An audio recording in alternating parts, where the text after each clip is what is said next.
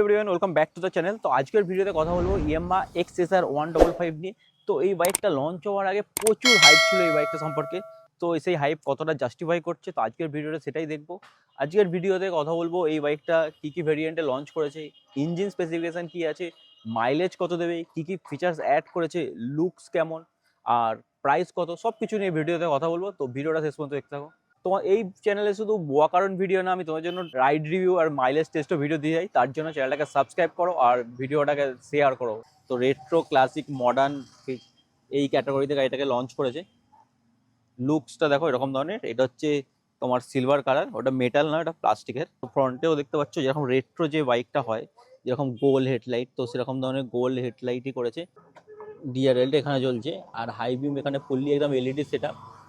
ওকে, তো ফ্রন্ট থেকে এরকম ধরনের লুক লাগছে। তো ব্লিঙ্কারগুলো এরকম ধরনের এলইডি ব্লিঙ্কার আছে, একদম রেট্রো এলিমেন্ট। তাই জন্য এখানে দেখো মানে হেডলাইট এরকম ধরনের অ্যাটাচমেন্ট করা, একদম রেট্রো, একদম যেরকম মনে হচ্ছে মডিফাই করলে যেরকম হয়। ইনস্ট্রুমেন্ট ক্লাস্টারটাও এরকম ধরনের গোল রাউন্ড শেপ দিয়েছে। এখানে হচ্ছে তোমরা নাম্বার প্লেট লাগানোর জায়গা। আর সামনে এরকম মডগার্ড, এটা হচ্ছে ম্যাট, দেখতে পাচ্ছ ম্যাট ব্ল্যাক, একটু সিল অভ্রো টাইপের টাচ আছে, গ্লিটার টাইপের। আর এইখানের এই পার্টটা যেটা আছে এটা গ্লসি ব্ল্যাক কালারের। আর ফ্রন্ট এরকম দেখো, এখানে তোমরা ইউএসডি সাসপেনশন পেয়ে যাচ্ছ। আর 100/76 টায়ার পেয়ে যাচ্ছ। আর টায়ার সাইজ হচ্ছে 17 ইঞ্চ, অ্যালয় হুইল আর টিউবলেস অবভিয়াসলি।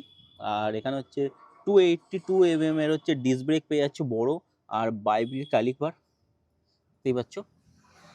তো ফ্রন্ট থেকে দেখো এরকম ধরনের লুকস লাগছে। আর এখানে হচ্ছে তোমার ইসিউ কন্ট্রোল ইউনিটটা এখানে লাগানো আছে, কারণ খুবই কম্প্যাক্ট করেছে গাড়িটা, তাই জন্য এখানে হয়তো অ্যাড করতে পারিনি বলে এটা বাইরেই করে দিয়েছে।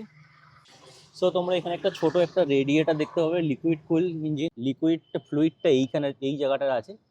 আর এই যে ইঞ্জিন কাভারটা আছে, তো এটা প্লাস্টিকেরই কিন্তু অনেকটা হার্ড, যাতে তোমার রেডিয়েটারটা ভালোভাবে প্রোটেক্ট করে। এই জায়গাটায় দেখতে পাচ্ছ। তো খুবই রিক্সি একটা জায়গায় দিয়ে, কোনো নুড়ি ফুড়ি লাগলে ভেঙে যাওয়ার চান্স আছে, লিক করার চান্স আছে। সো এখানে হচ্ছে ডেল্টা বক্স ফ্রেম ইউজ করেছে, এটা R15 আর M15 দুটোতেই পেয়ে যাবে। আর ইঞ্জিনের কথা বলে, ইঞ্জিন সেম R15 আর M15 যেরকম ইঞ্জিন আছে সেম ইঞ্জিন তোমরা এখানে পেয়ে যাবে।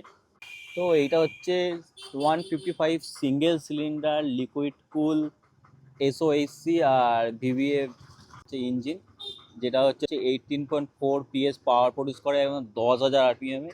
আর 14.4 something newton metre torque generate করে, যেটা হচ্ছে 6,500-7,000 RPM এর মধ্যে। R15 আর M15 যেগুলো গাড়িগুলো আছে ওগুলোকে দেখো, R15 তো একদম রেস ট্র্যাকের জন্যই বলতে পারো, আর M15 স্ট্রিট ফাইটার।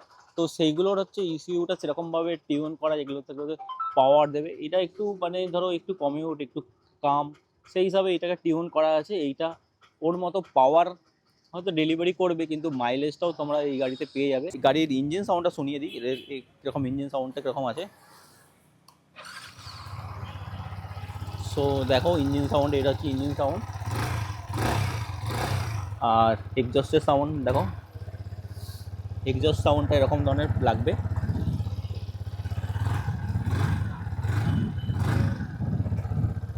সো এখানে হচ্ছে তোমরা 10 লিটারের ট্যাঙ্ক পেয়ে যাবে, মাইলেজ প্রায় 40 থেকে 45 পেয়ে যাবে। আর ফুয়েল ট্যাঙ্কটা দেখতে পাচ্ছ প্লাস্টিকের, আর এটা হচ্ছে সিলভার কালারের তোমার এরকম ট্যাঙ্ক, মেটালের নয়। আর এখানে হচ্ছে ব্ল্যাকের হচ্ছে ইয়ামাহা এরকম ব্যাজিং করা আছে। আর এটা হচ্ছে E20 ফুয়েল সাপোর্টেড অবভিয়াসলি। আর এখানে হচ্ছে XCR এর ব্যাজিং। আর এইটা হচ্ছে তোমার মানে ম্যাট কিন্তু স্মুথ দেওয়া আছে, যাতে স্ক্র্যাচ ফ্র্যাচ না পড়ে।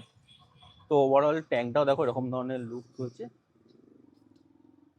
তো এবার এই সাইডে দেখো, এখানে হচ্ছে এইটা পুরো প্যানেলগুলো পুরো এরকম ফিট করা আছে। এখান থেকে দুটো নাট বোল্ট আছে এখান থেকে খোলার জন্য, এরকম ধরনের দেখো কোয়ালিটি। আর রাইডার ফুটপেস্ট এরকম ধরনের, এটা অ্যালুমিনিয়ামের, কিন্তু এটা দেখে মনে হচ্ছে এটা লোহার। ব্রেক প্যাডটা লোহার মনে হচ্ছে। ওকে, সো পিলিয়ন ফুট রেস্ট আউটও অ্যালুমিনিয়ামের মনে হচ্ছে। তো এই সাইডটা এরকম ধরনের দেখতে। দেখো এখানে হচ্ছে তোমার পেছনের যে ডিস্ক ব্রেক আছে তার হচ্ছে তোমার সিলিন্ডারটা এখানে আছে এরকম ওপেন। সাইলেন্সার পাইপ, সাইলেন্সারটা হচ্ছে দেখো মাফলারটা হচ্ছে তোমার প্লাস্টিকের, মেটালের নয়। এটাও হচ্ছে তোমার প্লাস্টিকের। সাইলেন্সারটা ধরুন এরকম ধরনের লুক, সেই মেশিন গানে যেরকম হয় সেরকম ধরনের লুকস লাগছে এটা। সো পেছন সাইডে চলে, এখানে হচ্ছে দেখো 220 mm ডিস্ক ব্রেক দিয়েছে, এটা ডুয়েল চ্যানেল ABS অবভিয়াসলি। আর এখানে হচ্ছে এমআরপি এর হচ্ছে রেভ জেড টায়ার দিয়েছে, আর টায়ার সেকশন হচ্ছে এখানে হচ্ছে 140/70 সেকশন হচ্ছে টায়ারটা দেখো এরকম ধরনের যথেষ্ট চওড়া। সো ব্যাক সাইড থেকে দেখো এরকম ধরনের লুকটা লাগছে। আর এই সাইডে চলে আসো, পেছন দিকে এলে দেখো এখানে হচ্ছে নাম্বার প্লেট লাগানোর জায়গা, এখানে দু সাইডে রিফ্লেক্টর দিয়ে দিয়েছে এলইডি ব্লিঙ্কার। আর টেল ল্যাম্পটা দেখো এরকম ধরনের গোল করেছে, একদম রেট্রো লুক এলইডি, আর এটা কনস্ট্যান্ট জ্বলছে, আর ব্রেক মারলে এটা জ্বলবে।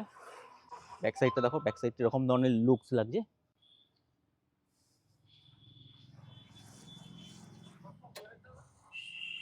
কোম্পানি ফিটেড সারি গার্ড দিয়ে দিয়েছে, লেডিস ফুড রেস্ট তোমাদের আলাদা করে লাগাতে হবে। এখানে হচ্ছে তোমার পিলিয়ন ফুড রেস্ট, এইটা হচ্ছে মেটালের। আর এখানে একটা দেখো এলিমেন্ট অ্যাড করেছে যাকে ক্লাসিক রেট্রো লুক দেওয়ার জন্য, তো ওটা প্লাস্টিকের। ওকে, আর এখানে হচ্ছে এক্সারা স্টিকার ফ্রন্ট। এই সাইডে দেখো এরকম সিঙ্গেল হচ্ছে লিভার হচ্ছে গিয়ার, এটা হচ্ছে 6 স্পিড, আর হচ্ছে অ্যাসিস্ট আর স্লিপার ক্লাচ হচ্ছে তোমার 6 speed gear box. Open chain পেয়ে যাচ্ছ তোমরা এখানে। আর এখানে হচ্ছে তোমরা দেখো, এখানে হচ্ছে তোমরা মনোসক পেয়ে যাবে, যেটা অ্যাডজাস্টেবল মেবি, কিন্তু দেখা যাচ্ছে না।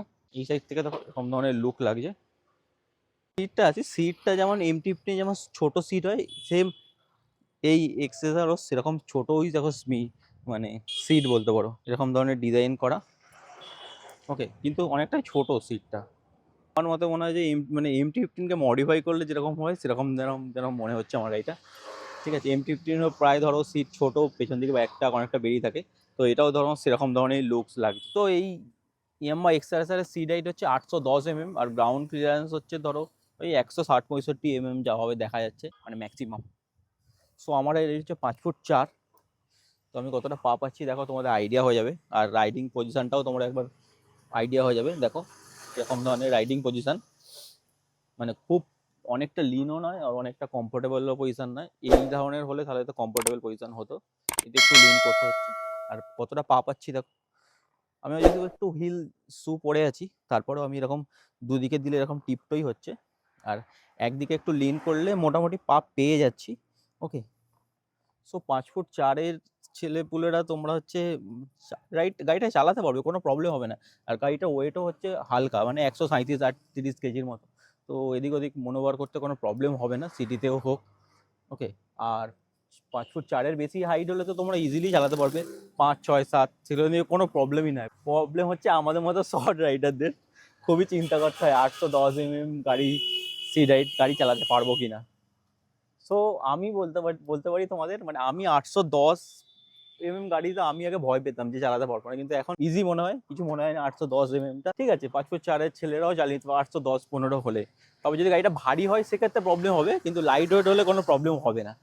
ওকে, সো তোমার যদি 5 ফুট 4 হাইট হয় তো ইজিলি গাড়িটা নিতে পারো। শুধু এই গাড়ি নয়, 810 mm যে কোনো তোমরা গাড়ি ইজিলি চালাতে পারবে, শুধু গাড়িটা যেন লাইট ওয়েট হয়। সুইচ গিয়ার আর ইনস্ট্রুমেন্ট ক্লাস্টারটা দেখিয়ে দিই তোমাদের।